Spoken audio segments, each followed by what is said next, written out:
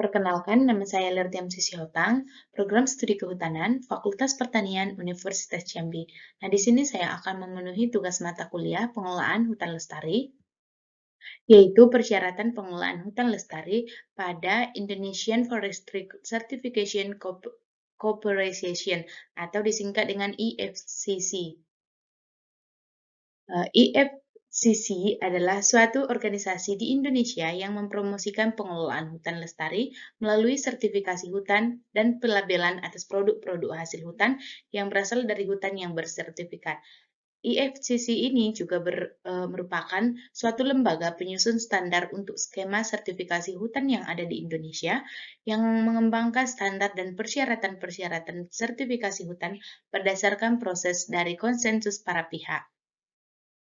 Persyaratan pengelolaan hutan lestari. Nah, persyaratan pengelolaan hutan lestari ini dibagi menjadi 3, yaitu yang pertama persyaratan umum pengelolaan hutan pada hutan alam dan hutan tanaman. Yang kedua, persyaratan khusus untuk hutan alam. Yang ketiga, persyaratan khusus untuk hutan tanaman. Nah, yang pertama, persyaratan umum untuk pengelolaan hutan alam dan hutan tanaman. Persyaratan yang pertama yaitu unit manajemen harus mempunyai status legal, di mana status legal ini didukung dengan adanya surat izin usaha perdagangan. Unit manajemen mempunyai usaha jangka panjang dan dipastikan juga unit manajemen mempunyai izin usaha pemanfaatan hasil hutan kayu dan mempunyai RKU dan RKT yang telah disahkan oleh Kementerian Kehutanan yang berwenang. Selanjutnya, unit manajemen harus memenuhi setiap peraturan-peraturan perundang-undangan yang berlaku yang berkaitan dengan praktek pengelolaan hutan, yang berkaitan dengan perlindungan alam dan lingkungan, dan lain-lain.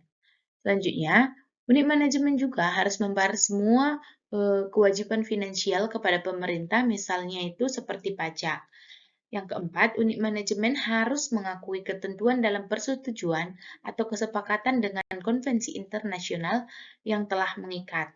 Yang kelima, unit manajemen harus memenuhi persyaratan-persyaratan dari sistem verifikasi legalitas kayu. Yang keenam, unit manajemen harus menunjukkan komitmennya dalam jangka panjang dalam rangka pengelolaan hutan lestari ini, di mana di dalamnya itu terdiri dari visi, misi, dan tujuan dari unit manajemen melakukan pengelolaan hutan lestari ini. Yang ketujuh, unit manajemen harus memiliki pendanaan yang memadai dalam keberlanjutan pengelolaan hutan lestari ini. Yang kedelapan, unit manajemen harus menetapkan sebuah sistem organisasi, misalnya seperti sistem manajemen dan sumber daya manusia yang kompeten, yaitu untuk keberlanjutan dari pengelolaan hutan lestari ini. Yang kesembilan, unit manajemen harus menetapkan, dan artinya unit manajemen di sini bertanggung jawab untuk semua kawasan pengelolaan hutan lestari yang telah ditentukan.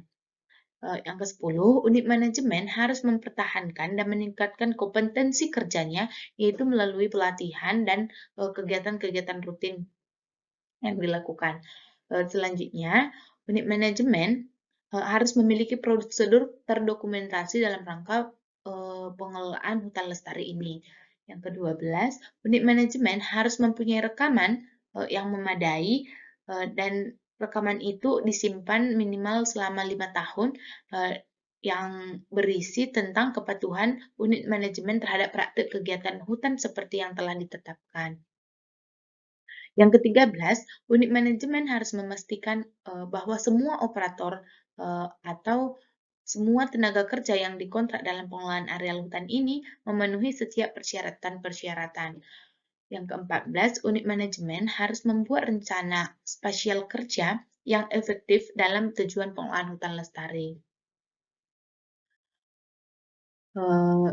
Yang ke-15, unit manajemen harus merencanakan dan menetapkan serta menjaga infrastruktur yang memadai, misalnya seperti jalan, jalur penyiaran, jembatan, dan lain-lain. Yang ke-16, unit manajemen juga harus melakukan kegiatan penelitian dan pengembangan atau melakukan identifikasi terhadap pengembangan dan penyusunan program dalam pelaksanaan penelitian dan pengembangan. Yang kedua, rencana kelola. Nah, dalam persyaratan Umum Pengelolaan Hutan Alam dan Hutan Tanaman mempunyai rencana kelola. Nah, yang pertama, unit manajemen harus melaksanakan prinsip perbaikan berkelanjutan yang meliputi kegiatan perencanaan pengelolaan hutan, pelaksanaan rencana pengelolaan hutan, pemantauan dan evaluasi, dan lain-lain. Yang kedua, unit manajemen harus mempersiapkan dan melaksanakan perencanaan kelola serta dokumen yang sesuai dengan penggunaan areal hutan dan berdasarkan pada perencanaan tata ruang. Dalam perencanaan kelola ini harus dipertimbangkan yang pertama yaitu keberlanjutan fungsi produksi, ekologi, dan sosial, juga memperhitungkan kepada penilaian dampak lingkungan dan sosial. Yang ketiga, ada rencana kelola harus berisi setidak-tidaknya data dan informasi mengenai visi dan misi dari tujuan pengelolaan hutan ini. Selanjutnya,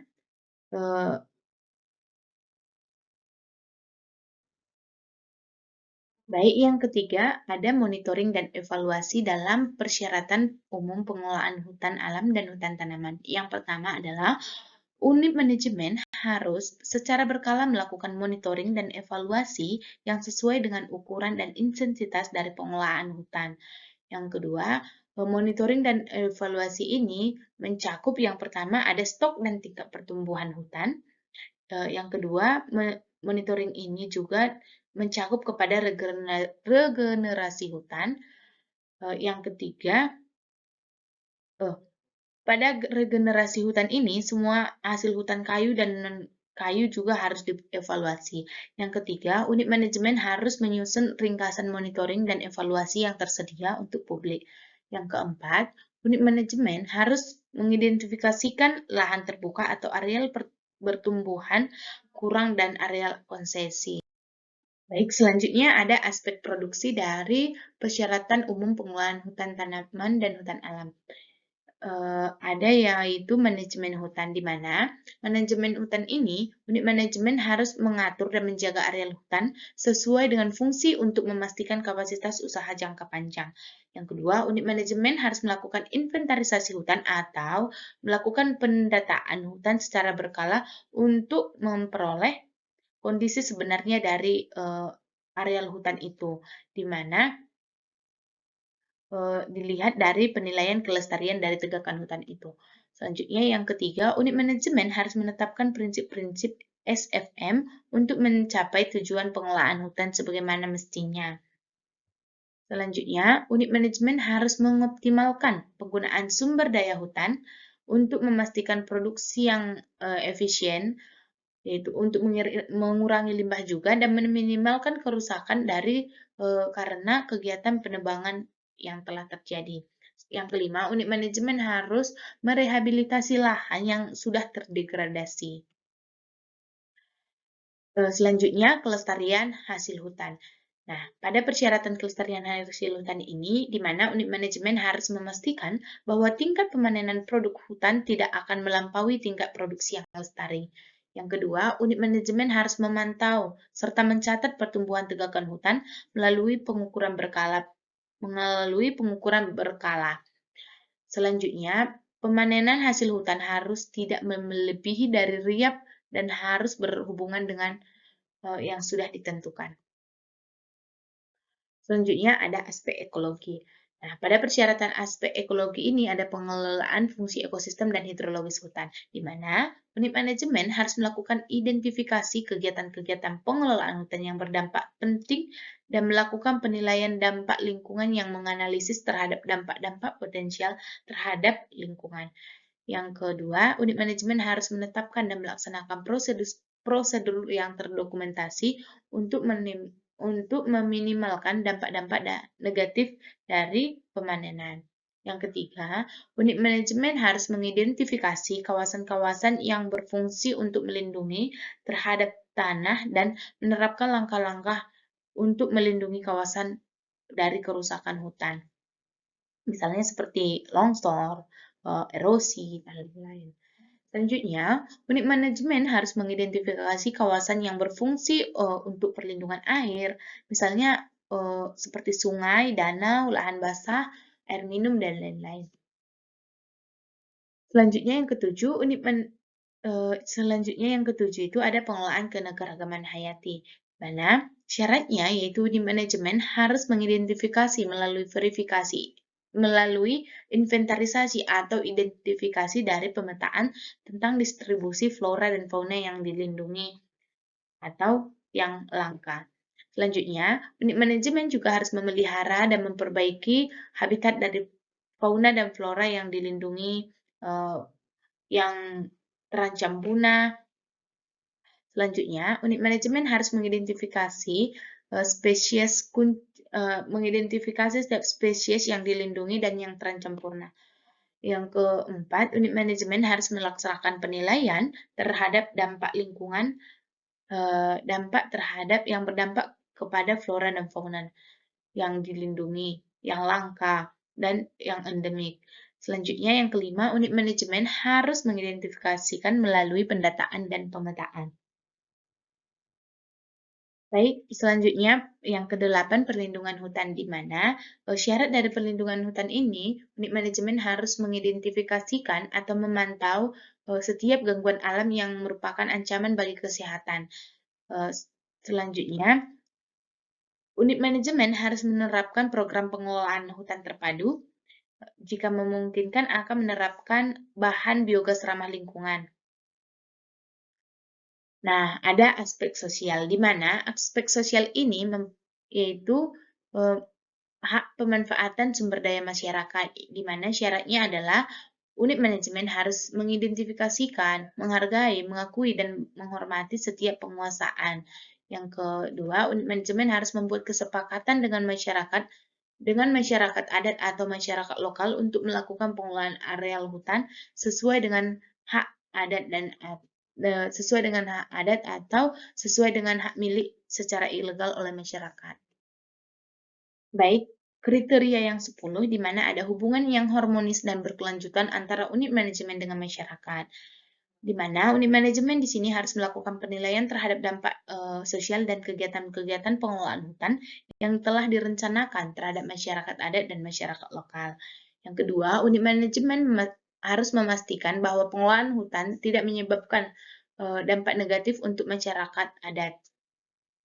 Kriteria yang ke-11, di mana pemenuhan hak-hak pekerja.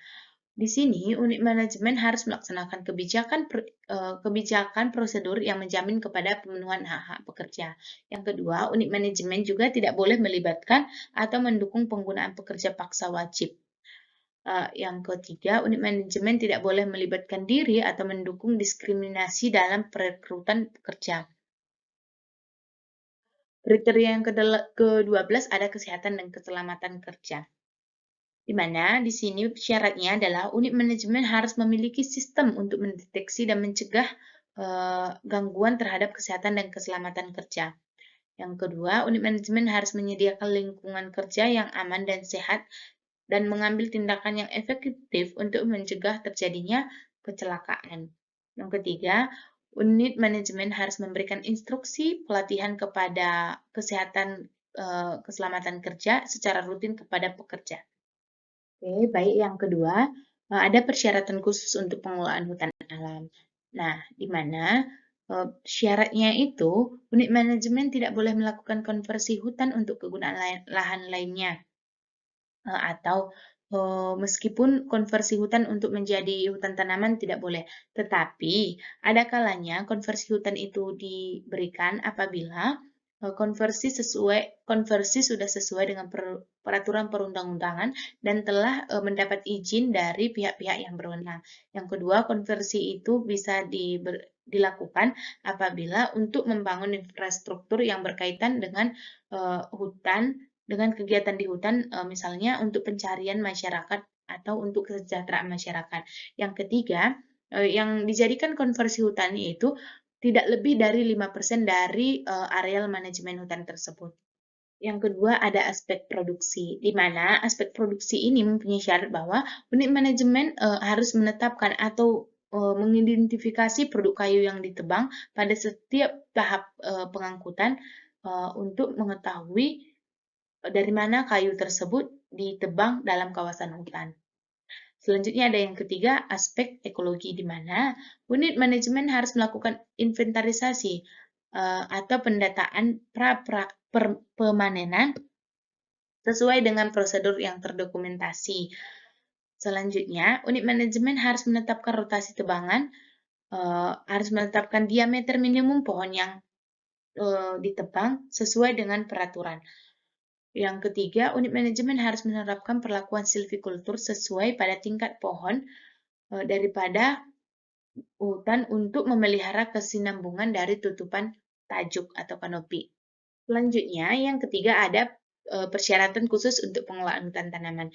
Tidak berbeda jauh dengan pengelolaan hutan alam. Nah, di mana unit manajemen tidak boleh melakukan wilayah hutan tanaman yang dibangun di areal hasil hutan konversi dari hutan primer dan hutan sekunder.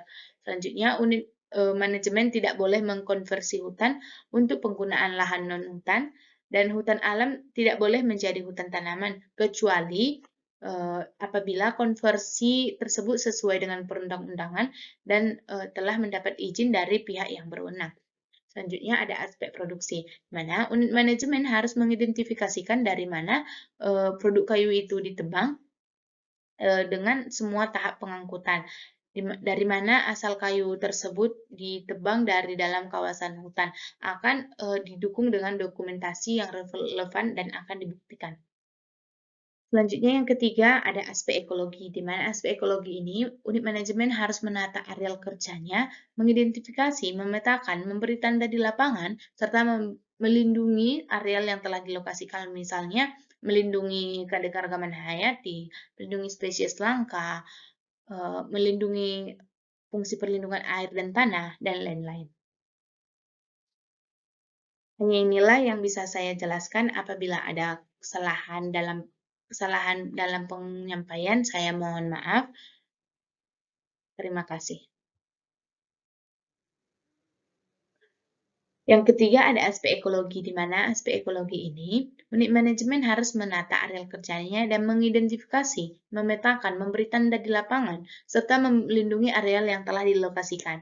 Nah, di sini misalnya akan melindungi keanekaragaman hayati, melindungi spesies langka yang dilindungi, melindungi perlindungan air dan tanah, melindungi keanekaragaman hayati yang khas, dan lain-lain. Baiklah, hanya inilah yang bisa saya jelaskan. Jika ada kesalahan kata dalam penyampaian, saya mohon maaf. Sekian dan terima kasih. Baik, yang ketiga ada SP ekologi. Nah, di mana di sini unit manajemen harus menata areal kerjanya atau mengidentifikasi, memetakan, dan memberi tanda di lapangan, serta melindungi areal yang telah dilokasikan.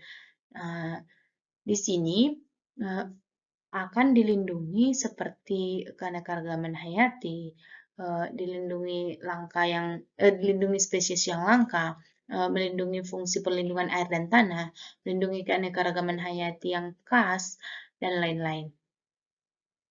Baiklah, hanya inilah yang bisa saya jelaskan. Apabila ada salah pengucapan atau dalam penyampaian, saya mohon maaf. Sekian dan terima kasih.